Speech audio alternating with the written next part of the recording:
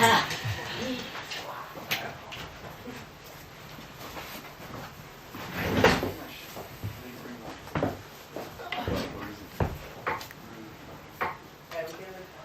good night everybody. My name is Alexandre Hamel. I'm the artistic director and founder of Le Patin Libre. It's a contemporary skating troupe from Montreal.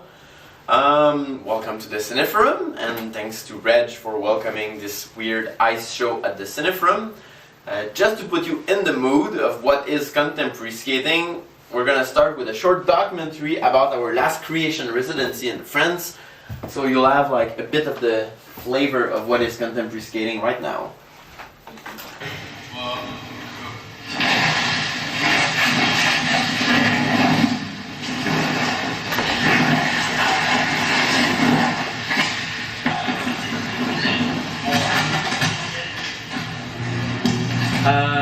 Pourquoi on a décidé d'encourager le patin libre? Parce que le patinage a besoin à l'heure actuelle de découvrir une nouvelle ère, et parce que c'est quelque chose qui est totalement différent, c'est très novateur et attends, je trouve pas mon mot,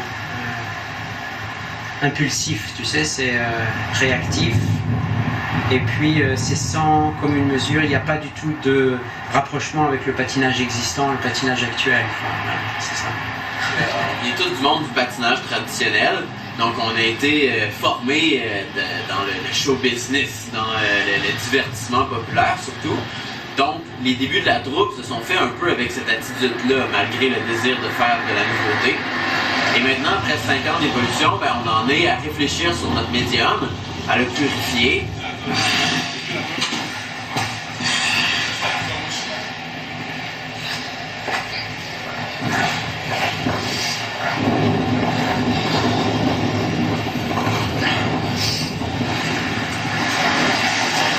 So what we're trying to create on the ice now is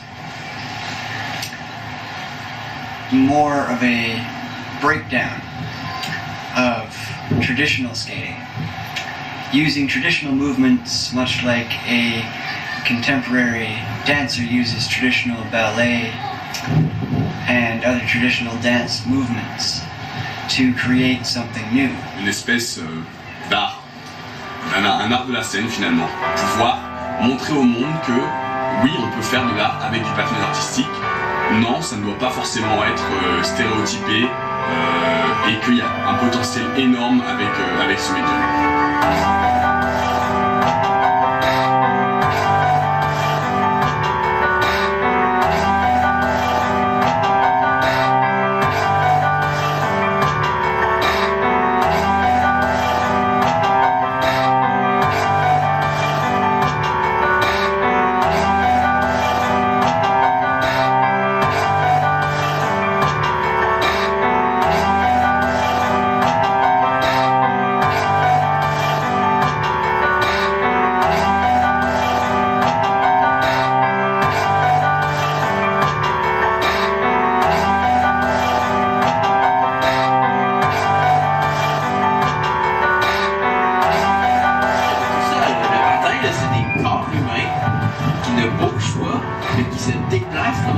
C'est absolument passionnant, et puis c'est là-dessus que se base nos nouvelles créations. En fait, on est bien conscient que ce qu'on fait en ce moment, ça paye pas de mine. En fait, on essaie des trucs, puis il y a des trucs qui sont... c'est vraiment pas bon. Mais en fait, c'est pas ça l'important. L'important, c'est qu'on est les premiers patineurs à prendre des mois à temps plein pour transformer notre médium en un art contemporain. Puis dans quelques mois, on va regrouper toutes nos trouvailles, puis on va créer un nouveau spectacle. Et là, vous allez assister à une petite révolution.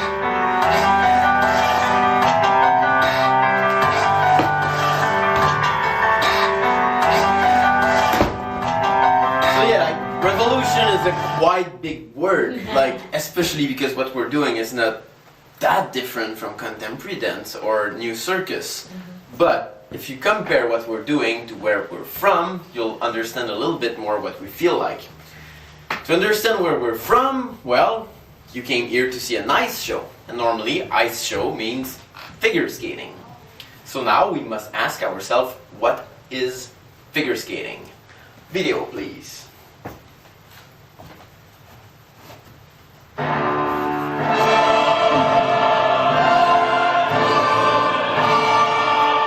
skating is an athletic discipline. It's a tough athletic discipline. It requires strength, flexibility, balance. It requires a training during which the athlete, all through his life, will push further and further and further the most extreme limits of the human body. But most of all, figure skating is pretty. It's beautiful. It makes amazing shows. People that were passionate about all that beauty one day made the greatest marketing hit in the history of show business. They registered figure skating into the Olympics, which gave the form visibility on all TV channels all over the world, created an amazingly successful reality TV show, and an immensely successful and lucrative show business industry. This is what figure skating is. In figure skating, performances last between 2 minutes 30 and 4 minutes. The athletes are wearing costumes with sequins, feathers, lace, and they do their performances on soundtracks, music often from Hollywood films or Broadway musicals. We will watch one of those performances to understand even in a better way what really is figure skating. And we have the video of Mr. Weir. This skater is a great skater. He was recently a lot in the media because some morons on TV made homophobic comments about him. And I don't want to focus on that side. One of the great things about figure skating is that homosexual people can express themselves really well through that medium, and within the small world of figure skating, they're very well accepted, and that diversity is awesome. So we're not thinking about that now. We're thinking about what is it? What is this form? Let's look at Mr. Weir. Third place coming to this free skate. And he has been training so hard, and yet today he has been visibly nervous. He knows his entire career is on the line right now.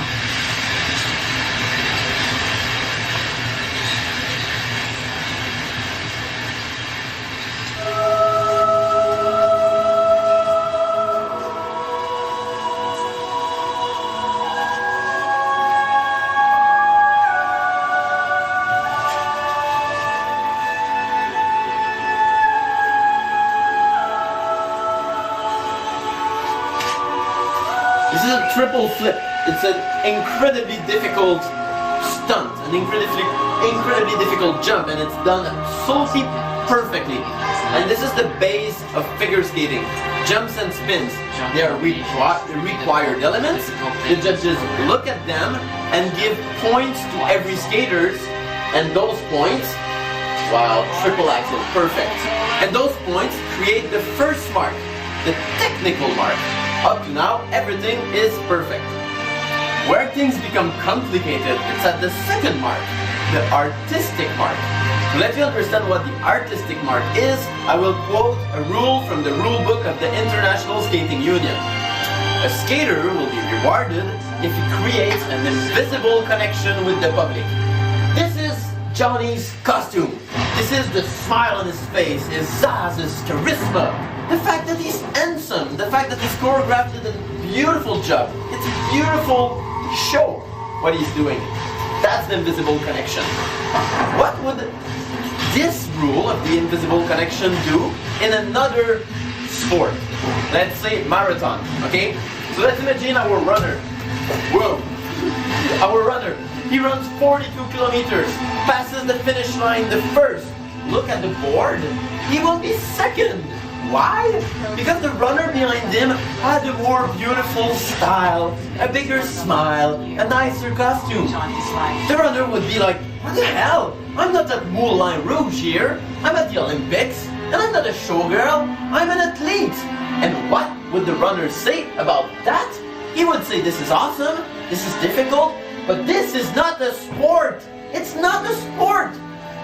Because a sport is not defined by the athletical quality of an activity. It is defined by an objective competition. Objective means numbers, like the number of goals, the number of seconds you take to go to the finish line, or the number of meters over which you throw your thing, whatever it is. This is a sport, but this is not a sport. It's a show.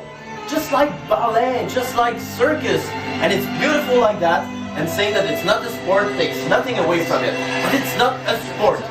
To make it a sport, you would have to strip the costume, take the music off, take the beautiful movements away, and just let Mr. Weir do his jumps and his spins, and we would compare them objectively. Can we stop it now? That would make it a sport, but that would also make it boring, because this is all super beautiful. And however tacky and cheesy the aesthetics are, well, a wide public loves it. And I kind of love it too, it's beautiful. Okay? But it's not a sport, and that's the important thing to keep in mind. Okay? And if we would make it a sport, it would lose its audience, it wouldn't be on TV, and it wouldn't be as successful. And the reality TV show that figure skating became would disappear. Hey, and about reality TV, like we can be proud of that. Because I studied in cinema and documentaries and stuff, and I was in a course of journalism and audiovisual, and the teacher asked who invented reality TV. So people said, oh, it's New Zealand with Big Brother, it's the Americans with Survivor, and the teacher said, no, it's CBC with the broadcasting of figure skating, which came way before all that. And it's the perfect structure of a reality TV show where somebody that's out of the public becomes a big star and lives incredible things, and there's bad ones and good ones, the judges are mean, and this whole thing. Figure skating is a show and a reality TV show, and let's face it, it's like that. It's just like that. And everybody in the world of figure skating wants to go to that reality TV show. But most skaters will never reach that reality TV show. Some of them, the smarter ones, will finish it at 15. The dumber ones, like me, will keep going until 20. And then they will realize that no, they don't want to go through a third knee surgery in order to train 6 hours a day. Or they will realize that it's stupid to ask their parents to remortgage the house for a third time in order to pay for their $60 an hour figure skating lessons. Or they will simply want to discover real life. That's how it works. So, those people, they will stop the amateur competition that we just saw and go into the world of professional figure skating. To discover what is professional figure skating, we will look at the pitch of the best professional figure skating troupe in the world. They're world famous, they do the best figure skating shows in the world. They're called Holiday on Ice, and let's see an excerpt of Tropicana.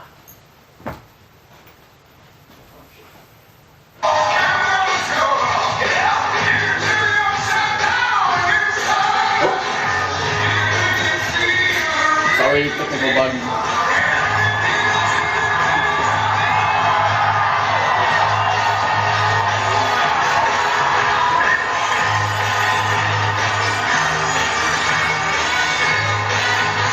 You can just re-click 05 double 2 times.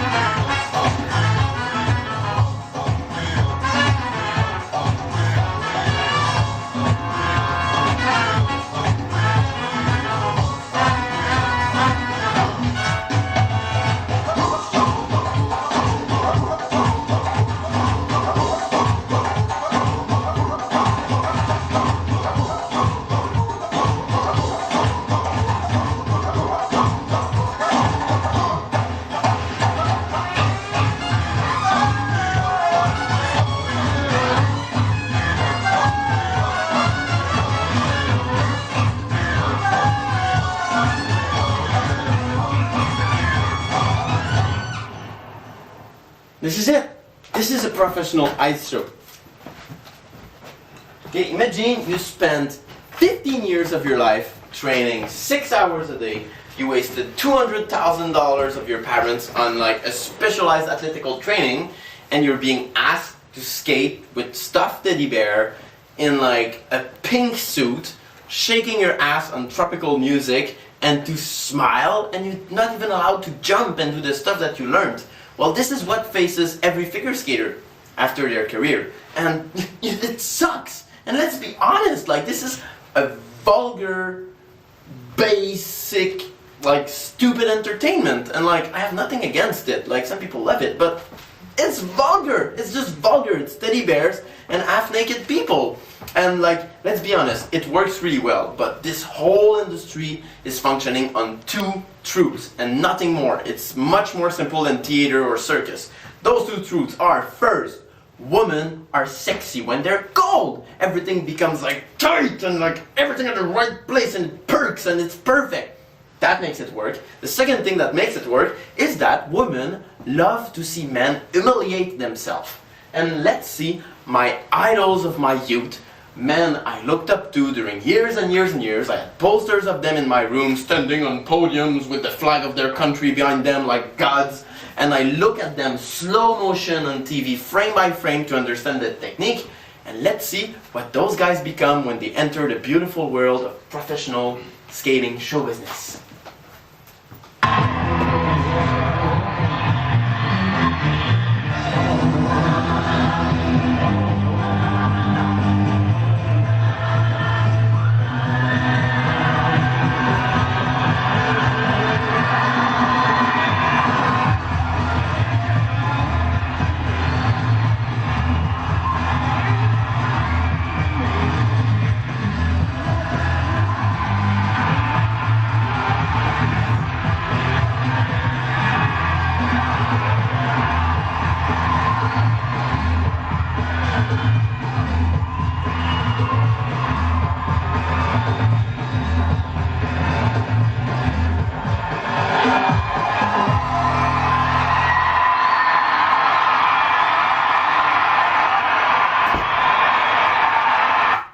Olympic champions. The climax of their number is that they're holding their cowboy hat with their penis. It's like Olympic champions become Chippendale in the on-ice show business. Imagine like if a little boy would see Wayne Gretzky shaking its ass in front of thousands of lustful suburban housewives screaming like monkeys. Like, it's tough, it's really tough to live through that as a figure skater, but that's it. That's figure skating's show business. So this is that context that gave birth to what we're doing. So how we decided to do something different. I was on tour with Disney on Ice because I didn't want to be part of that, and I thought that doing shows for kids was less vulgar than doing that bullcrap for adults. Because in Disney on Ice, at least, you just give life to like North American mythology, and it's not vulgar, it's nice stories, and it felt kind of okay to do it. So I was with Disney on Ice. Even though I'm a super kick-ass skater, I was in the chorus because Disney is really nice to its employees and it rewards faithful long-term work. So even though you're the best skater in the troupe, the first year you'll be a chorus skater. Even though like the guy that has the lead role doesn't know how to jump. Anyway, so I was there and my role was the ass of the whale. The whale is a 30-foot long prop that arrives during the Pinocchio number, and it's maneuvered by 6 skaters. There was me and 5 half-alcoholic Russians that were passing a vodka bottle in the belly of the whale. And the only reason why I was there is because one of them, a few weeks before, was so drunk during one show that he fell on a basic jump and was laughing on the ice, unable to get up. And they fired him and sent him back to wherever he was from. So I was there with my Russians waiting for their green card in the belly of the whale, like job, like in front of kids that were happy, and you know, like that was my life. And it was also very depressing because I could not even enjoy a nice social life while on tour, because there's 3 groups of people in professional figure skating. There's the girls, okay, that are pathetically anorexic and that are past their time like pinching their body because they don't know how they will go through the next weigh-in because they will get fined if they become fat. There's the gay guys, which is the best of all the groups on tour because they're super happy, there's comradeship, understanding. Once a week they dress in pink, they rent a limousine, they go to the bar, they have a great time. I tried to join them a few times, but it didn't really work because, I'm sorry, I'm heterosexual and that's really tough in skating to be like a weirdo like that, but it was my case. And there's like the guys and the guys, most of them are Russian, like, are depressing. They're just drinking, trying to forget the shame and waiting for their paychecks. So I was quite alone, and when the tour passed in Toronto, I went and walked in the street, just like I was doing in every city. And then I saw everywhere black and white posters, big like that, with things like the Surrealist Hallucinatory Film Festival and the Sex and Violence Cartoon Festival, and a talk about LSD and why you should take it, and I was like, my god, I'm going there, whatever's playing tonight. And I arrived right here at the CineForum. And CineForum looks like a cinema, but it's much more than a cinema. It's kind of an art salon. It's what art used to be about before it became some kind of boring state-subsidized entertainment for old ladies posing as intellectuals. Yeah, this is what art should be. And I discovered this place and eventually moved in after a tour, because after a tour with Disney on Ice, you have no more life. I had lost my real-life girlfriend. I had lost my tour princess. Thinking about a way to do what I love, skating, because I deeply love skating. It's magical, but still do something I'm proud of. So this is when the idea of contemporary skating evolved in my head, and like listening to everything that was happening here and hanging out with the poets, the musicians, and the artists was a great inspiration for that. So now we will look at the first pieces of contemporary skating. At the beginning it was really naive. It was just about acrobatics and having fun with a bit of a rock and roll feeling to it. So let's see an early piece of Le Patin Libre.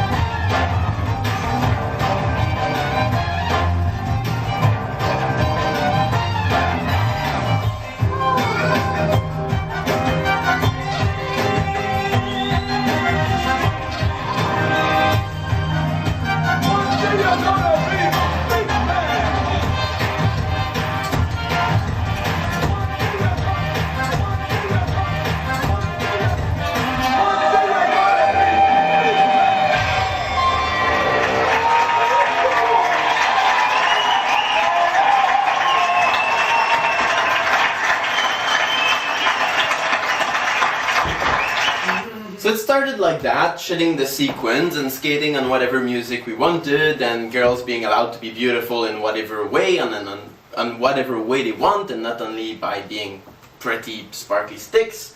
And the troupe started like that, but it was not yet a contemporary art form because we were not yet talking about anything. This is when a show becomes an art, when you're starting to communicate with your public and talk about something that's important for you more than just showing what you can do.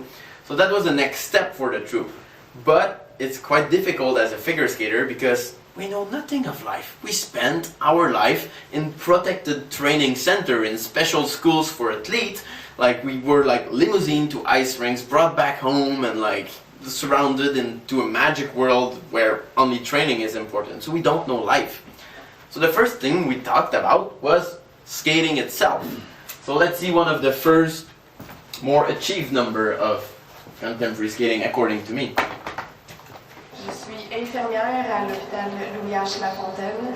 Je suis en charge d'un programme spécial qui vise la réadaptation sociale d'anciens patineurs artistiques, ou comme ils aiment bien s'appeler, patineurs de fantaisie. Donc,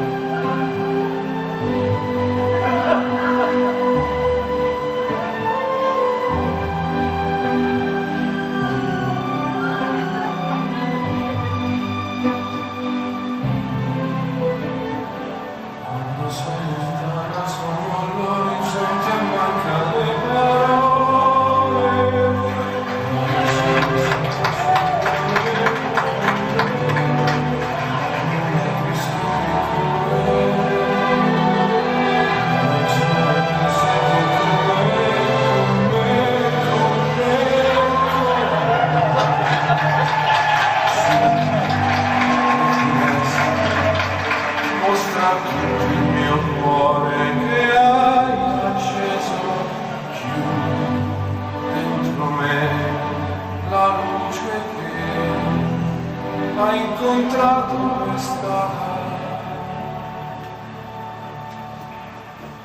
con te partirò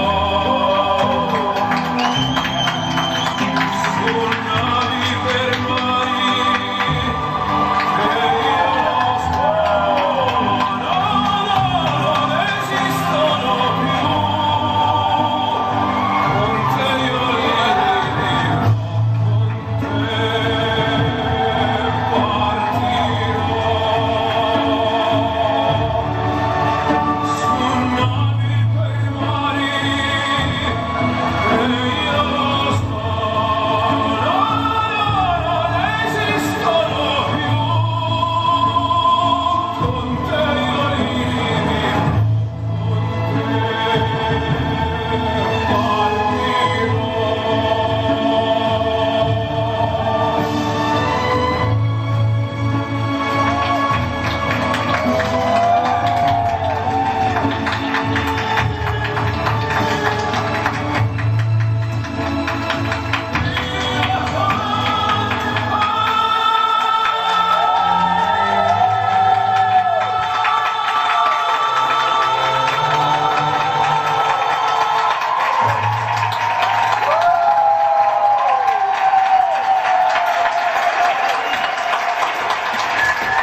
Well, at that point it was still a lot about like dark humor and self-derision, and it is still a little bit about that, because after 20 years of sparkles and shame, well, that's a good way to start looking for redemption.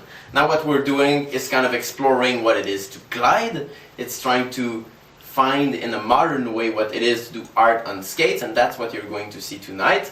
But there's still lots of that dark humor in what we do. And I'm really sorry, I'm a sarcastic bastard, I'm like that, but I could be much worse. In fact, there's a study in the 80s that showed that a big percentage of the serial killers were dressed up as little girls by their mom. Well, this is how my mom dressed me up when I was a kid. So you can be happy that all I'm doing now is skating. So let's go at the rink now and have fun.